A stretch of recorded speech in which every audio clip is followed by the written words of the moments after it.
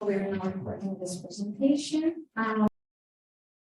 So, Thomas, thank you very much. Stage is all yours. Yeah. Dan here and present to the room, Shai. Thanks very much for the kind introduction. So I'll warn everyone that I don't think my presentation will actually go for a full hour. Anyway, I guess that'll give us more time for some questions and discussion. We'll want to ask questions afterwards. So today I wanted to talk about opportunities for quantum computing within power system optimization. So within the School of Engineering at Edinburgh University, I'm part of the Institute for Energy Systems. And within the Institute, I lead a research group focused on power system control and market design.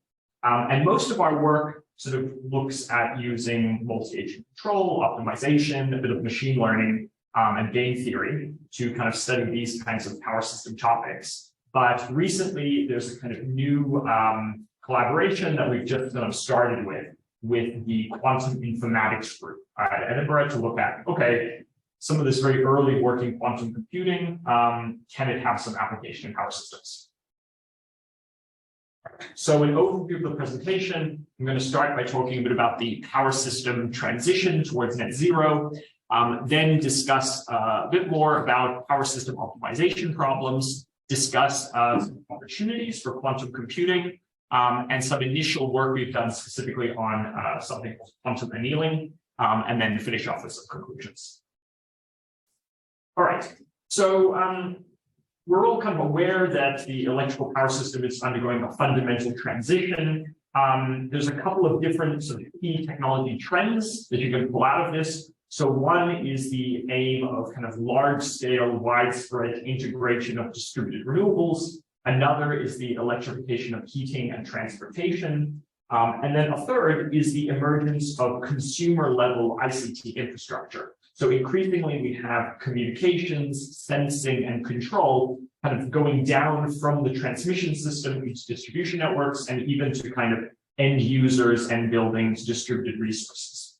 So this is obviously a kind of a big area of opportunities, but there are also some major challenges this creates for operation and planning. So one issue is that our traditional electricity market arrangements were set up to coordinate and manage maybe a few thousand large-scale power plants in the system. In the future, we may potentially have millions of individuals with energy resources that have flexibility and could potentially participate in electricity markets.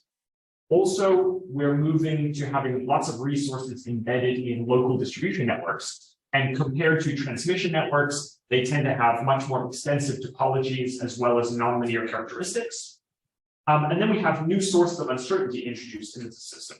So we have the weather dependence of renewables, as well as the behavior dependence of flexible loads like electric vehicles and smart heating.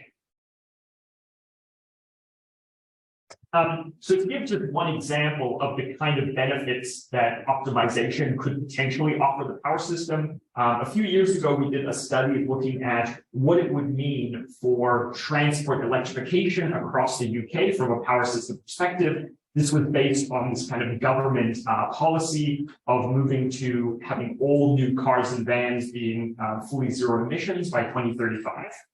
And so what we looked at was, what if all of the private vehicles in the UK were electric? And the sort of answer that you get in terms of the impact of the system is that it depends a huge amount on the level of coordination you expect to have. So if you sort of assume that vehicles are sort of able to charge, just based on what users want, they're not taking into account the rest of the system, and they keep kind of relatively similar driving patterns to the current sort of usage of vehicles, then you would need something like an extra 8 gigawatts of transmission and generation capacity in the system. And then also you would have significant impacts in local distribution networks. So something like 28% of distribution feeders in the UK would need to be upgraded. However, there's the potential for smart charging of vehicles. So this is the idea that, okay, by taking into account when vehicles are kind of plugged in and sort of don't need to be used, so they can have flexible charging. If you take that into account and also take into account the sort of power flows within local distribution networks as well as the transmission system, then potentially you could completely eliminate the need for any new aggregate generation and transmission capacity, while simultaneously reducing the amount of distribution feeders requiring upgrades down to around 10%. So this would obviously create significant economic value. And you can tell similar stories for solar and wind plus batteries, and also the electrification of heat. The key challenge being then, okay, large-scale optimization could have a lot of benefits, but how do you actually achieve this in practice?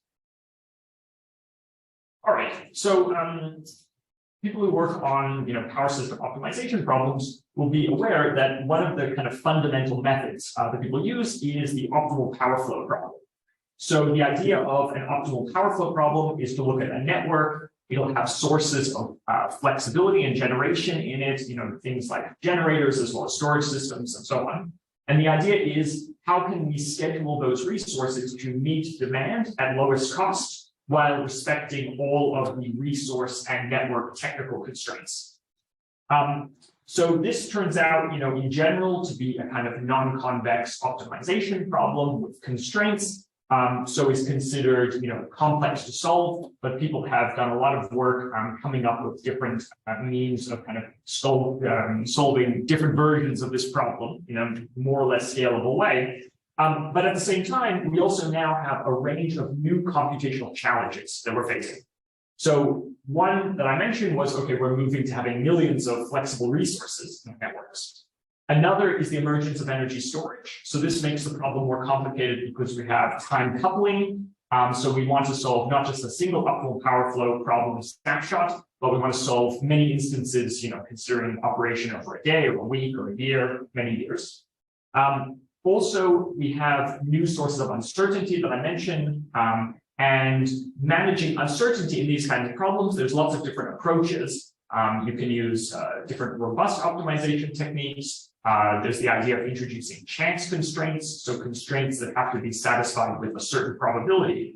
But basically, all of the methods for solving that kind of thing, they tend to increase the complexity and size of the optimization problem. That's kind of one of the bottom lines.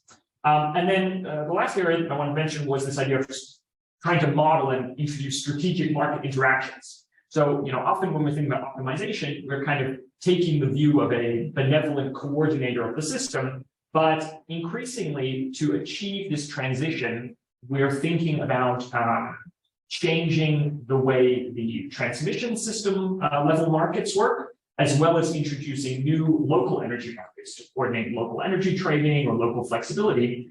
And so it becomes more important when we're doing these market design changes to think about, okay, are there potentials for strategic interaction between participants? Can you have market power being centralized in a certain entity, either a system operator or a generator that's particularly vital to the system and that kind of thing? So trying to model these market interactions introduces techniques from game theory that also make the optimization problem much more complicated. You often have, say, a bi-level, or multi-level optimization problem. So.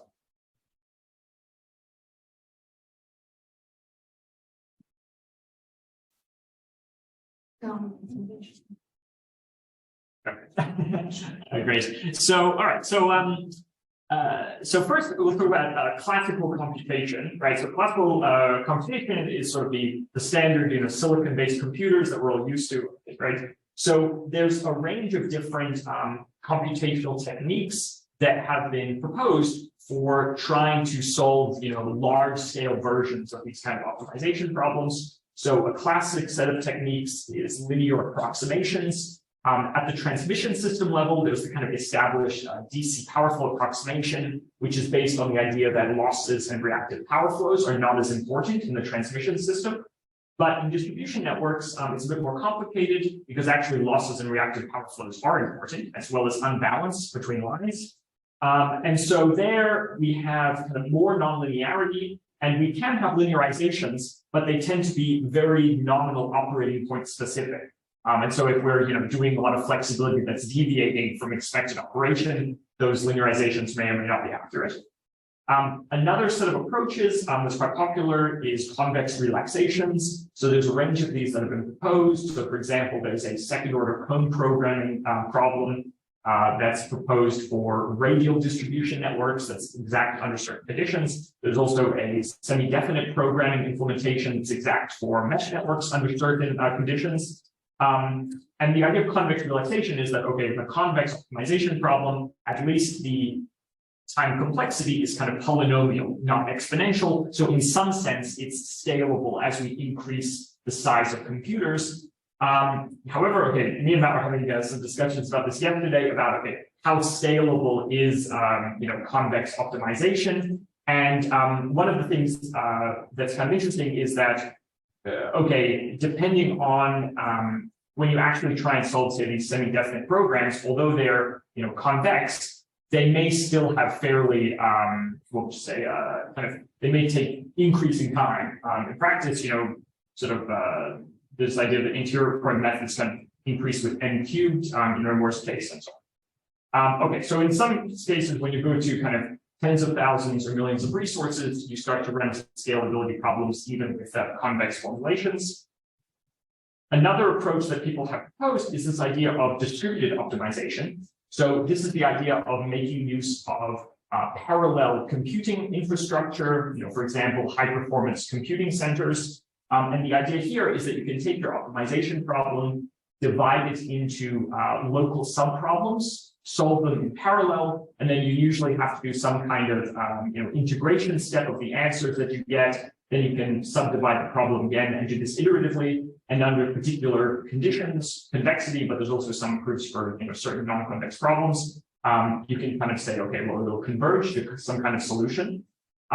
The challenge that you get here is that, okay, you often have some kind of trade-off between accuracy of the solution and the amount of sort of iterations needed for convergence. So you might be able to quickly get to some close value of the optimal, but then around that you'll start oscillating, or you have to kind of sacrifice that and slowly converge closer to the solution.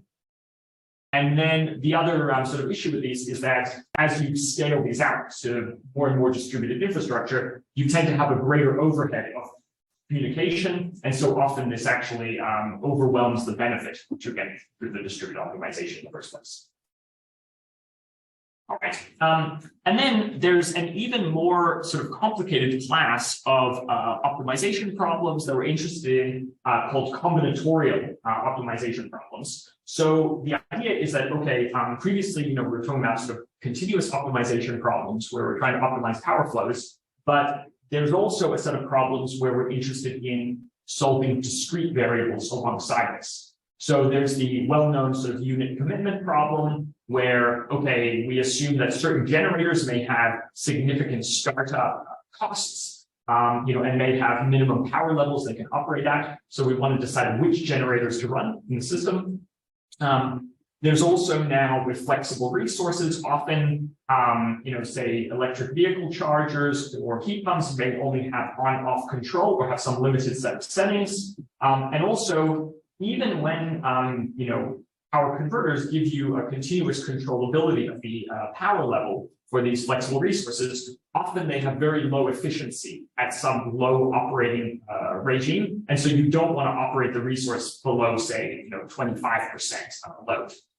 And then you also have network operators who want to make decisions about which network lines or transformers in a network to upgrade. And also there's decisions about where to place generation resources and what size to place them.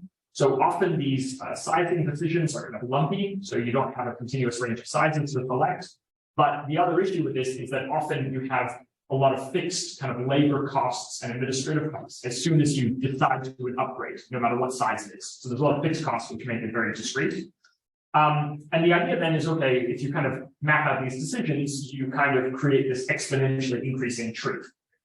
And so because of these kind of different sources of complexity, for example, in the US, NREL is looking at exascale computing now for these kind of grid optimization and grid planning problems where, okay, they're trying to build the kind of largest, computers in existence, right, to solve one of the main applications of these types of problems. Okay, so quantum computing is sort of the promise of quantum computing is to offer an entirely new kind of computational infrastructure where the idea is to make use of specific physics phenomena that exist when you start to look at the interactions between quantum particles, right? And the kind of motivation for people looking at this now, even though quantum computing has existed as an idea, since at least the 70s, is that, recently or in the last couple of years, a number of different research groups have built quantum computers and sort of demonstrated this idea of quantum supremacy.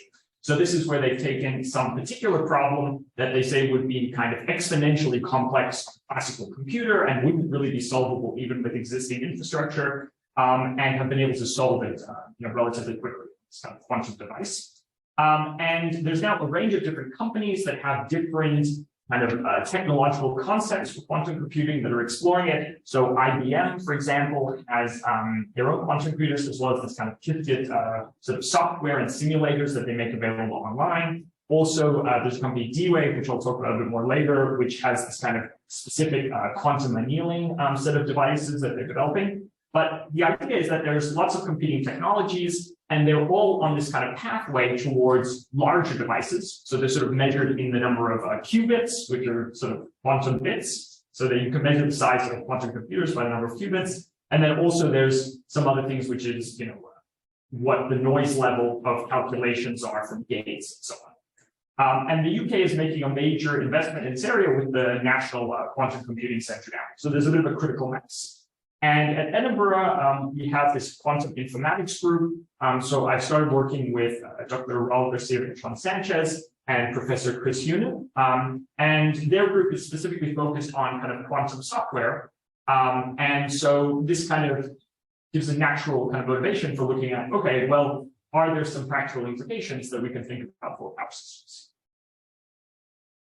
Okay, so first, what is the kind of promise of quantum computing? Okay, why is it worth looking into? Potentially, quantum computers are at a very early stage of development, but the idea is that theoretically, they've been shown to offer speedups, either polynomial speedups or even exponential speedups, for a range of different algorithms that could be of interest to us. And these include, in particular, a lot of methods from basic linear algebra.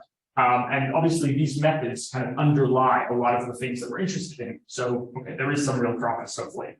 So, some potential kind of applications for power systems, but okay, these are just things that I've kind of come up with based on the sort of very early perspective papers that different people have published in this area.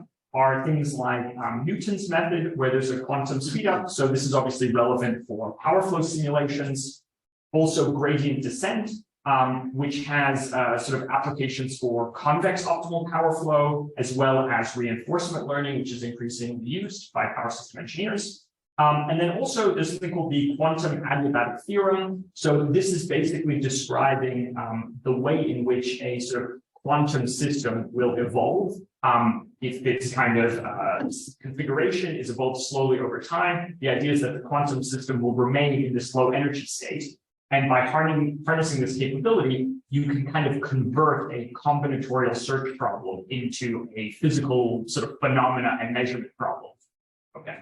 So that's the kind of promise. However, there are some important caveats to keep in mind. So one caveat is that these things are still orders of magnitude too small for industrial applications. And I mentioned to someone today, I think, that, okay, when I talk to the sort of some of the quantum engineers at Edinburgh University, they tell me, well, actually, most of our job is trying to convince people to be less excited about quantum computing. So in other words, keep that in mind.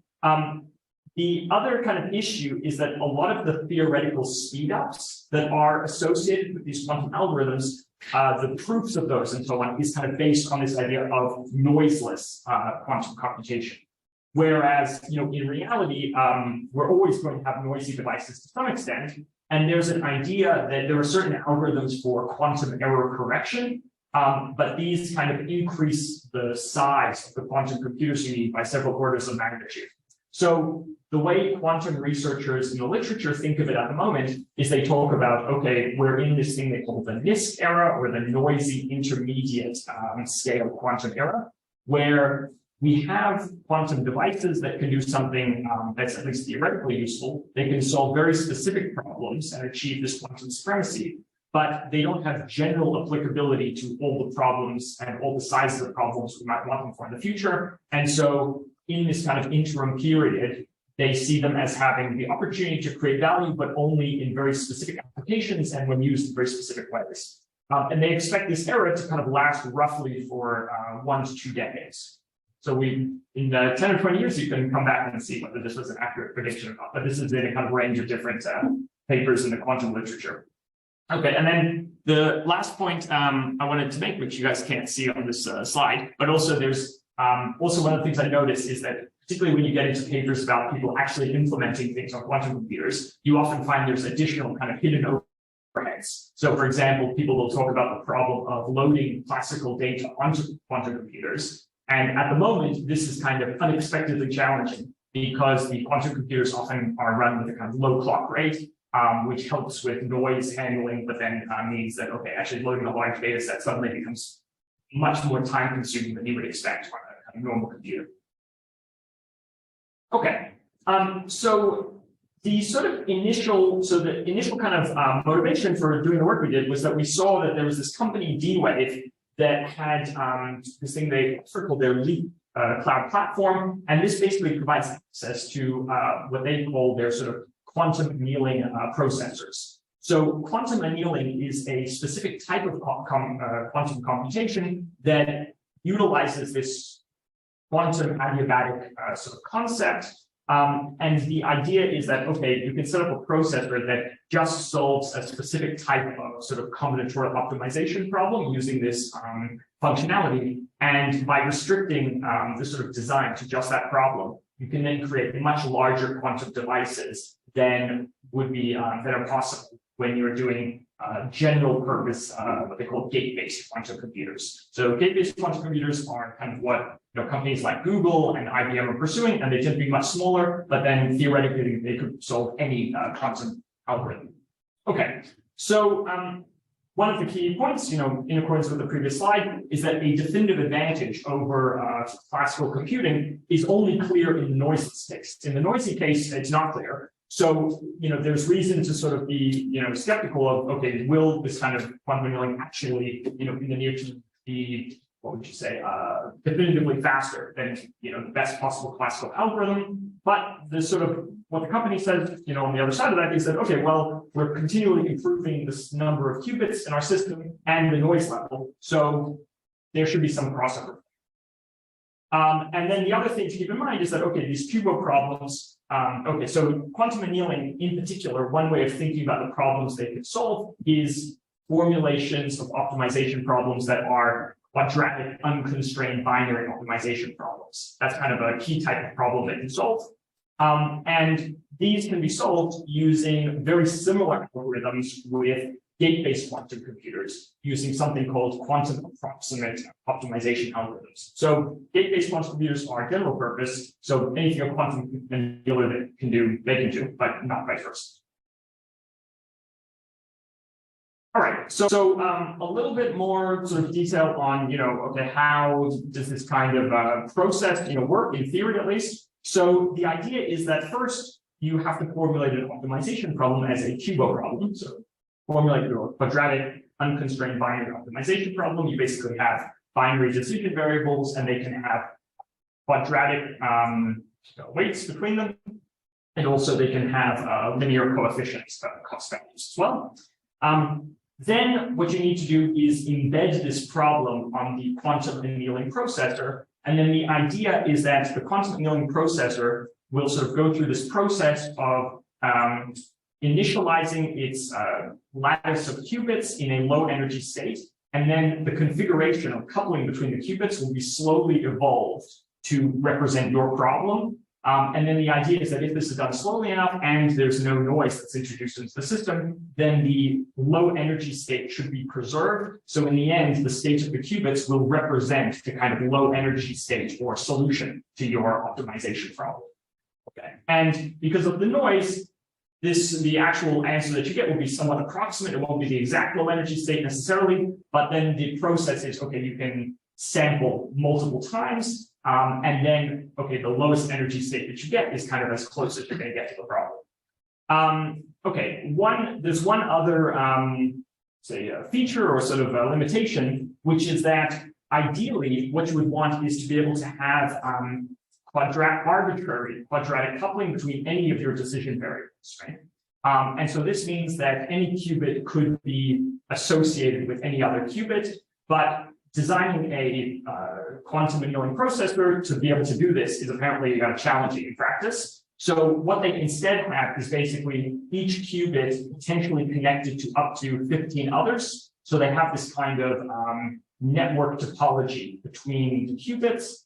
And then the kind of idea is, okay, they're sparsely connected, but they're dense enough that you can embed many problems onto them directly. But if your problem can't be embedded directly onto this configuration, then there's this process of minor embedding. And so what minor embedding does is you try and come up with a set of sort of physical qubits, so multiple physical qubits that are then kind of completely linked to one another, which represent each of your logical qubits. So you effectively create these kind of qubit chains to represent each logical qubit. And, there's kind of proofs that show that, okay, with this chaining effect, you can embed any problem onto this specific topology. The problem is that, okay, you're using more qubits than you might expect from the number of decision variables for your problem. So that's another scalability limit.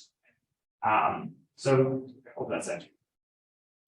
All right, great. So what we wanted to do to kind of see, okay, well, this QUBO problems, are they actually used for power system optimization problems? So we wanted to come up with something that would be kind of interesting to solve, that we could explore the scalability of, that was going to be kind of interesting for power system engineers, but not immediately overwhelm the devices because they're still limited in scale. So what we sort of came up with was a multi-period cost minimization for a smart local energy system where we have, power imports from the main grid at different prices. We have electric vehicles with on-off smart charging. And then we have also ahead of time generation, placement, and sizing decisions, as well as network reinforcement decisions. And so the idea is, okay, we have some investment problem linked with this kind of operational problem to design and operate this kind of smart local energy system. And in particular, okay, to have distribution power flow constraints in this, we used a linear multi-phase power flow model. And then we also have, electric vehicle energy limits and limits around kind of when are the vehicles parked, so when can they be charged, discharged, and so on. Okay, and what this turns into then, what we just formulated conventionally is a sort of nonlinear binary optimization problem that has quadratic constraints. Okay. So then we need to figure out, okay, how can we actually reformulate this as our QUBO problem? So linear equality constraints are very easy to handle because you can just make them quadratic and introduce them directly into the objective function as a penalty with some appropriate penalty term. Then you have linear inequality constraints. And so these can be introduced into the objective with penalty terms similarly, but you need to introduce auxiliary variables to basically provide a slack quantity for the inequality side of the equation. And you can do this with the sort of fewest possible decision variables by arranging these slack auxiliary variables in kind of binary expansion. There's also some specific type of constraints that you can do with simpler types of quadratic binary constraints. So, for example, if you want the sum of binary variables less than or equal to 1, there's certain binary formulations for that. And then the one that was a bit more complicated was these quadratic inequality constraints. These result because you have voltage limits, where the sort of voltage impact of resources are coupled with the network investment decisions. So you have the network investment decisions as well as the operation of the resources affecting the voltage constraints. And so this turns into quadratic constraints where, okay, if you just sort of squared them and put them in the objective, they'd be quartic expressions. But there's a specific trick to kind of manipulating these binary variables to reformulate with auxiliary variables into this QUBO form. So the details of this are kind of the paper. All right, so we can look at a case study. So we use the IEEE European low voltage test feeder. We wanted to plan, network, and generation investment decisions, as I mentioned, and schedule EV charging. To keep the size of the problem small, we just looked at one 24-hour period with 1-hour intervals. If you were doing this for real, then you would want to look at multiple days of operation, representative days of operation over a year, but we just did it for 1 day to start with. We had voltage limits of plus or minus 5% and 55 single-phase domestic loads. We have up to 30 electric vehicles in the network that have 7 kilowatt chargers and battery sizes between 75 and 100 kilowatt hours. We have at the top of the sort of network, economy 7 retail prices. So we wanted to have some idea that prices of energy for charging overnight would be cheaper than during the day. And then for the investment decisions, we say, okay, there are 3 sites where you can build PV if you want to, and these can be either 25 or 50 kilowatts. And then we have a set of network upgrade plans. So you can leave the network as is, you can reduce all of the impedances in the network by 50%, or you can reduce all of the impedances in the network by 75%. Okay. So the first thing we looked at was the scaling of the problem for the 5,700 qubit quantum annealing processor that D-Wave offers. So the figure on the right, to start with, has the number of qubits assigned for different numbers of electric vehicles in our problem, showing from 1 up to 9. And we consider the case both with and without considering network upgrades. So you can see that there's some variation in the number of qubits assigned. So this variation is due to the heuristic nature of this minor embedding process. So it gives you qubit ranges of around plus or minus 10%. Because we had to keep the problem as small as possible, we only enforce network constraints at sort of 3 node phase pairs. So there's basically like 1 representative node on the A phase, B phase, and C phase in the network where we're enforcing network constraints. Okay. Because of the auxiliary variables increasing, there's also a similar scaling, which we show in the paper. Voltage constraints increase the scale too. And so you can see that in both cases, with and without network upgrades, you kind of get a linear increase in the number of qubits that you're assigning, which is sort of encouraging. That okay, because we're a bit worried that maybe it would be sort of super linear or something. But still, you can see that okay, you reach 9 vehicles, and then beyond this, you very rarely find feasible embeddings because okay, there's the minor embedding process just can't find a set of qubits that it can fit the problem onto the processor anymore. And then with network upgrade decisions, you can see it basically just increases more quickly and runs out of feasible embeddings when it gets above around 5 electric vehicles.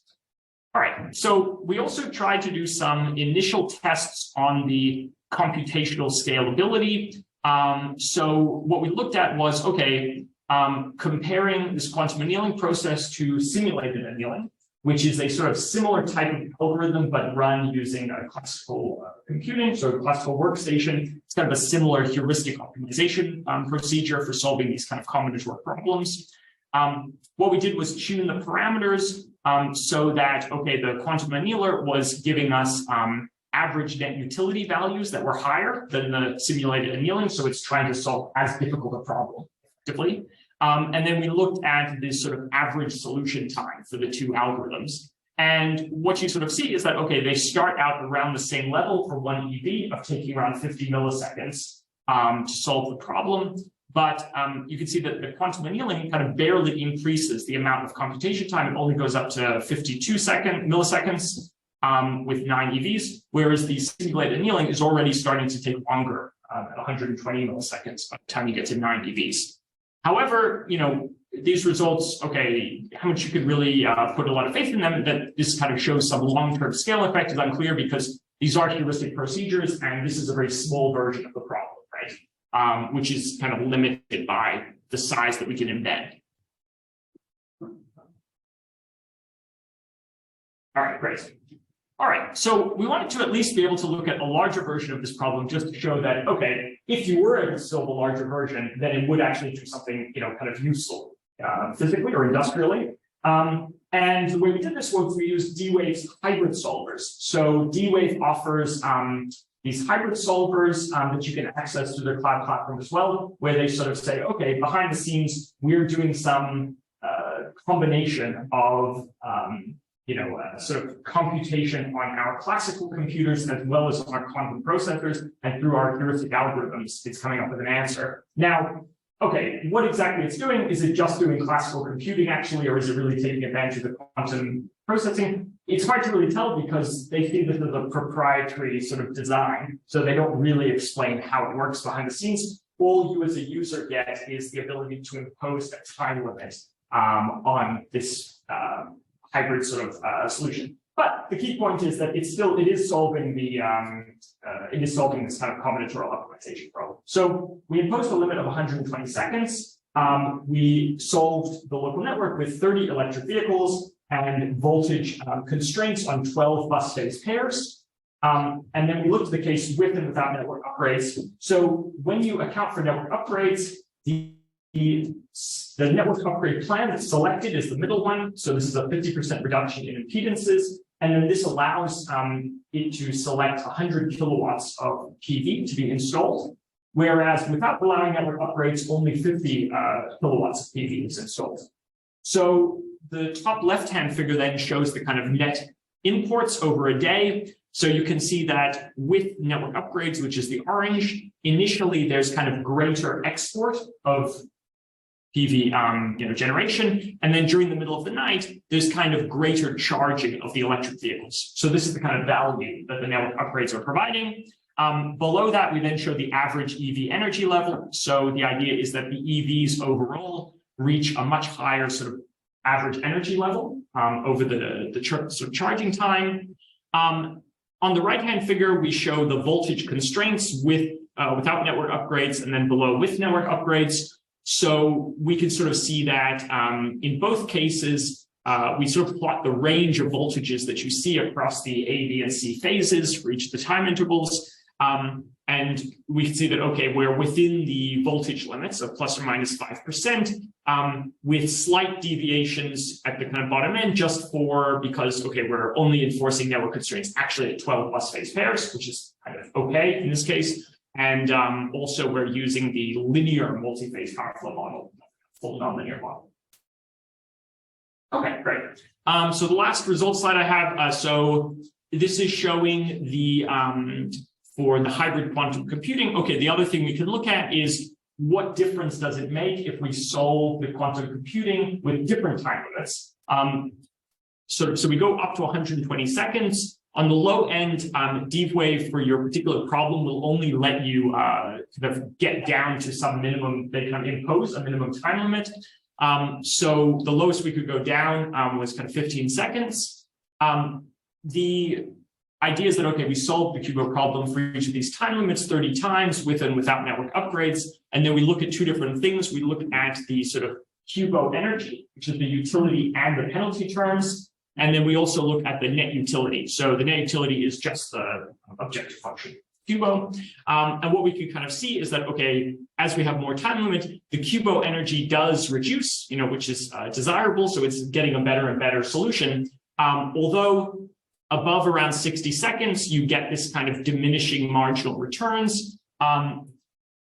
In terms of the net utility, what we see is that there's some kind of trend of upward network utility at the beginning. It's kind of hard to say. And then beyond about 60 seconds, you don't get much impact on the net utility anyway. And there's some variation in the net utility. So this is kind of the idea that, okay, these algorithms are heuristic, so they're not necessarily giving you the optimal solution.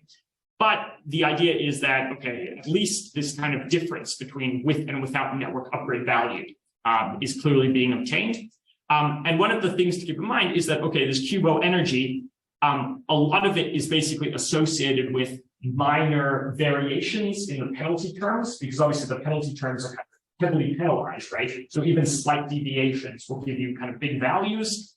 And, mostly what we found is that these are really associated with auxiliary variables. And so in other words, you don't actually notice like any improvement in the kind of constraint satisfaction when you get to these higher levels. It's sort of theoretically better, but on a practical level, it doesn't really change much. Okay, so in conclusion, this work is still very initial, but we have an initial kind of paper on it looking at this annealing-based quantum computing. The kind of broad message is that the net zero transition makes power system optimization increasingly critical for both operation and planning. And the idea is that perhaps there's a medium-term sort of opportunity for impact with hybrid quantum classical computing, where, okay, these quantum computing devices, they're not going to completely replace our sort of optimization algorithms, but perhaps there are some specific sub-problems within large-scale classical computing algorithms where they could offer value. And if chosen sort of carefully, maybe this could actually have some, benefit in the medium term, maybe over the next 5 years. And then, longer term, there is this kind of promise of universal quantum computation. But the other kind of, point to stress is that even classical high-performance computing is already underutilized, right, for power system applications. So even just implementing, state-of-the-art computational methods with our existing systems and sort of already probably has a lot of value to offer system operators. So some potential applications of interest for this kind of large-scale optimization or challenging optimization problems. One I mentioned is this idea of long-term system planning with renewables, grid-scale storage, and transmission lines. So this will become increasingly important as we try and actually move towards net zero, because we're obviously going to have significant investments being made in all of these technologies. So sort of getting these right, taking into account, the actual long-term uncertainty we have in the system and so on will be really important. Another is this area of large-scale coordination of distributed flexible resources like electric vehicles and heat pumps. At the moment, we're kind of often thinking about coordinating them within local distribution networks, but really we need to think about their system-level impact once there are kind of millions of these devices. And then the third is this idea of high-fidelity power system and electricity market modeling and forecasting. So often when we think of, large-scale modeling and forecasting for power systems and electricity markets, we immediately kind of assume that we must use kind of very simplified models, right? But actually, it's not clear that that's the case, right, with the computational tools we have at the moment and will have in the future. And so there's a question, like, actually, if you take the modeling of these things seriously, what is the actual additional value that can be offered by high-fidelity modeling? All right, thanks very much.